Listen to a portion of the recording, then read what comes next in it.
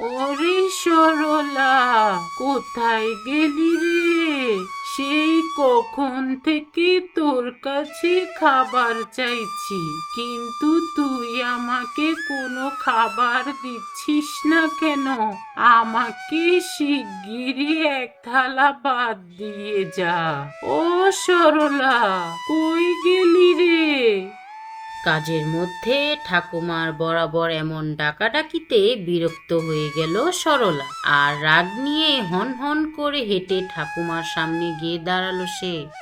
কি হয়েছে কি? এত চিৎকার চেঁচামেচি করছেন কেন? আমি কি এমনি এমনি তোকে ডাকছি নাকি? সকাল থেকে এক থালা ভাতও খাইনি, একটু ভাত দিবি বলেই তো ডাকছি। এই বয়সে তোমার এত খাওয়ার লোভ কেন? হ্যাঁ, খানিকক্ষণ আগেই তো এক থালা ভাত গিললে, আবার ভাত চাচ্ছ কোন আক্কেলে? একটু আগে আমি কোথায় ভাত খেলাম রে? তুই তো সারাক্ষণই আমায় না খাইয়ে রাখিস। কি কি বললে তুমি? আজ আসুক তোমার নাতি, তারপর তোমার একটা ব্যবস্থা করছি। ছেলে পুলে তো সব অনেক আগেই চিতাই হয়েছে, আর এই বুড়িকে রেখে গেছে আমার ঘাড়ে। যত সব উটকো ঝামেলা।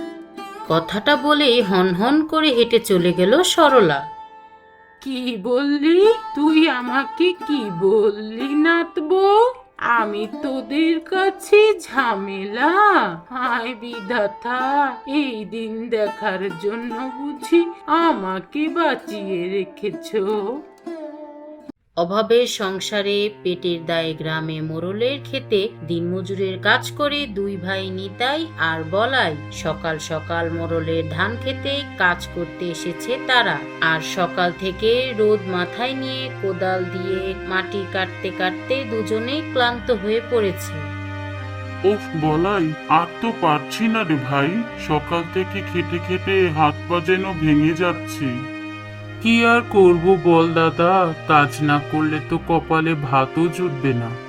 তা যা বলেছিস, বিধাতা আমাদের ভাগ্যে কেবল কষ্টটাই লিখেছে রে, সুখ লেখেনি।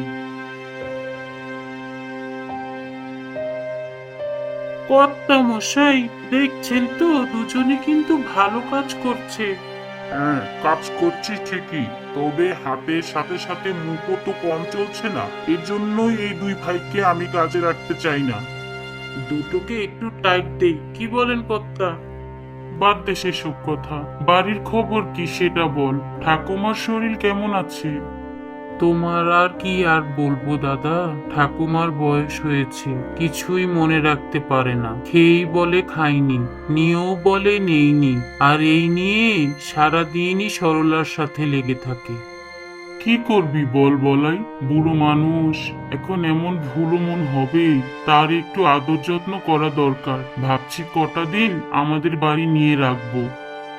সে তুই নিয়ে যেতেই পারিস, কিন্তু আমাদের বাড়িতে থাকলে ঠাকুমার কোনো আদর যত্ন হয় না, সেটা তোকে কে বলল?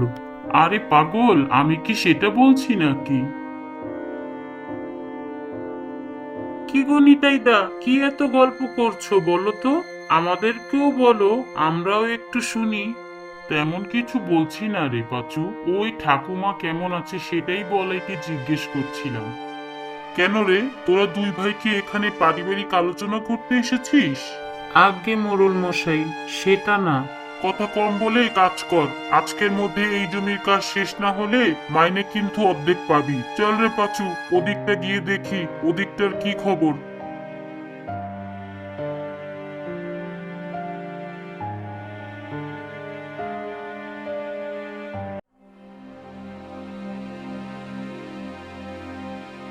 কি গো ঠাকুমা, এখানে শুয়ে শুয়ে কি করছো?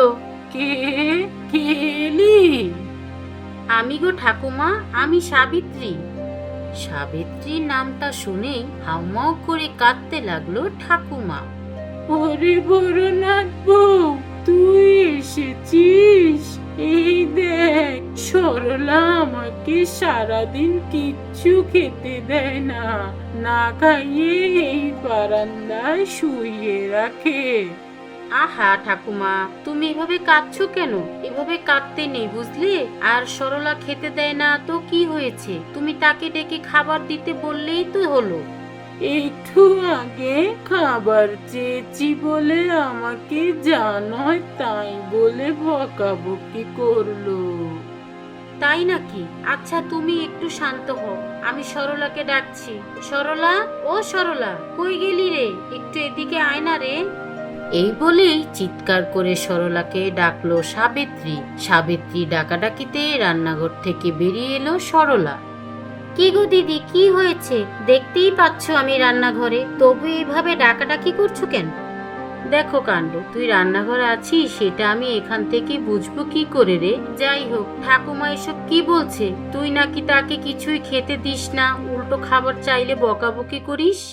ও, আসার সাথেই বুড়ি তোমার কাছে এসব বলেছে, আর তুমিও বুড়ির কথা শুনে ধেই ধেই করে নাচছো।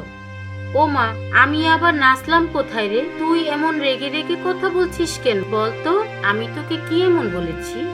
শোনো দিদি, ঠাকুমা কিন্তু আমার স্বামীর একার না, তোমার স্বামীরও। তাই বলছি, আমাকে 4টা উপদেশ দেওয়ার আগে তুমি বা তোমার একটু ঠাকুমাকে নিয়ে গিয়ে সেবা যত্ন করো।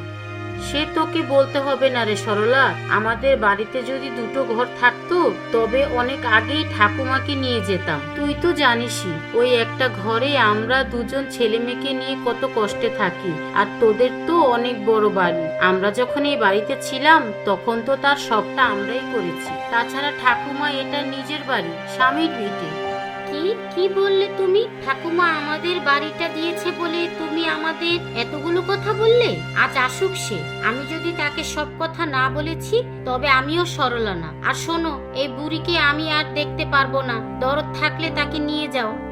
দেখলি বড় নাগ বউ, দেখলি এই সরলা কেমন করে আমার সাথে, দেখলি? তুমি কোনো চিন্তা করো না ঠাকুমা, তোমার নাতি আসলে আমি তোমাকে এখান থেকে নিয়ে যাওয়ার ব্যবস্থা করছি।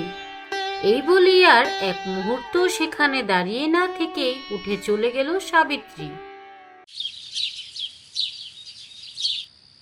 তোমাকে তো সব কথা খুলে বললাম না, এখন তুমি কি করবে সেটা তুমি ভাবো। আমি কি বলি বলো তো গিন্নি? আজকেও বলাই আর আমি একসাথে কাজ করলাম। কই, বলাই তো আমাকে ঠাকুমার সম্বন্ধে কোনো বিরক্ত দেখালো না। বলাই সারাদিন বাইরে বাইরে থাকে, বাড়িতে ওর বউ কি করে না করে সেটা কি সে দেখতে আসে? এই কথাটা অবশ্য ঠিক বলেছ তুমি, কিন্তু আমাদের তো এই একটাই ঘর। ঠাকুমা এলে কিভাবে থাকবো বলো তো? ও একটা ব্যবস্থা হয়ে যাবে। প্রয়োজনে তুমি আর আমি বারান্দায় থাকলাম, রাতটুকু কোনোভাবে কাটিয়ে নেওয়া যাবে। তুমি আমার ঠাকুমার জন্য এত কষ্ট করবে সাবিত্রী? তোমার ঠাকুমার কি, সে কি আমার কেউই হয় না? এসব বাদ দাও, অন্তত কটা দিনের জন্য তাকে তুমি এখানে নিয়ে আসো। তার কান্না দেখার পর থেকে আমার বুকের ভেতরটা হু হু করছে গো। আমাকে দেখা মাত্রই বাচ্চাদের মতো কেমন হাউমাউ করে কাঁদলো। আচ্ছা ঠিক আছে, কাল সকালে যাবক্ষণ তাকে আনতে। বলাই, ও বলাই, একটু বাইরে আয় তো, তোর সাথে আমার কথা আছে। এ কি দাদা, তুই তুই এত সকালে আমার বাড়িতে? কিছু হয়েছে নাকি? না রে, তেমন কিছু হয়নি। তোকে তো কালকে বলেছিলাম আমি কটা দিনের জন্য ঠাকুমাকে আমাদের বাড়িতে নিয়ে যাব, এজন্যই এলাম। সেই জন্যই নাকি এই বাড়ির ভাগ চাইতে এসেছেন? মানে? ভাগ চাইতে এসেছি মানে? এ আবার কেমন কথা? আর তুমি আমাদের 2 ভাইয়ের মাঝে কথা বলতে আসছো কেন? ও আমার বউ, সেজন্যই আসছে। আর কালকে তোর বউ নাকি অনেক কিছুই বলেছে। ওগো, এ কি সর্বনাশ হলো গো! ঠাকুমা, ঠাকুমা যে! কথাটা শেষ করতে পারলো না সাবিত্রী। কথাটা শেষ করার আগেই হাউমাউ করে কেঁদে উঠল সে। সাবিত্রীর এমন কান্না দেখে তাড়াঘড়ি করে ঠাকুমার ঘরের দিকে ছুটে গেল সকলেই। হায় বিধাতা, এ কি করলে তুমি? আমি যে ঠাকুমাকে নিজের কাছে নেব বলে এসেছিলাম, তাকে সেবা করার একটা সুযোগ আমাকে তুমি দিলে না। ও ঠাকুমা, কি হলো তোমার? কেন বলি, কেন আমাদেরকে ছেড়ে চলে গেলে তুমি? থাক সরলা, আর নেকা কান্না কাঁদতে হবে না তোকে। ঠাকুমা চলে যাওয়াতে তুই যে কতটা খুশি হয়েছিস সে আমরা সকলেই জানি। তোমার যদি এতই দরদ ছিল তবে নিয়ে যাওনি কেন তাকে? সেই তো আমাকেই তার সমস্তটা করতে হয়েছে। সে কি এমনি এমনি করছিস? তোদের যে এই বাড়িটার প্রতি লোভ ছিল সে কি আর আমি জানি না? দেখলি দাদা, দেখলি বৌদি আবারও এই বাড়ি নিয়ে কথা বলছে। আহ, থামো তো তোমরা। নিতাইয়ের কথা শুনে চুপ হয়ে গেল সরলা আর সাবিত্রী।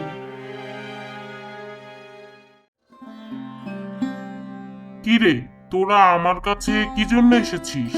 মোড়ল মশাই, আপনি তো জানেন কয়দিন আগে আমার ঠাকুমা গত হয়েছেন। আমার ঠাকুমার নামে একটা বাড়ি আছে। এখন এই বাড়িটা হিসাব অনুযায়ী দুই ভাইয়ের হবার কথা, কিন্তু বলাই কিছুতেই সেটা মানতে চাচ্ছে না। কেন মানবো? আমি কেন মানবো বল দাদা? তুই তো খুব ভালো করেই জানিস ঠাকুমার এই বাড়িটা আমাকে দিয়ে গিয়েছেন। হ্যাঁ রে নিতাই, কথাটা কি সত্যি নাকি? মানে আগে হ্যাঁ মোড়ল মশাই, যেখানে তোর ঠাকুমা নিজেই বাড়িটা বলাইকে দিয়েছে সেখানে ওই বাড়িটা আবার ভাগাভাগি করবি কেন? মরা মানুষের কথা রাখতে হয়, বুঝলি? কিন্তু মোড়ল মশাই, আমার ভাগে যে কিছুই রইল না।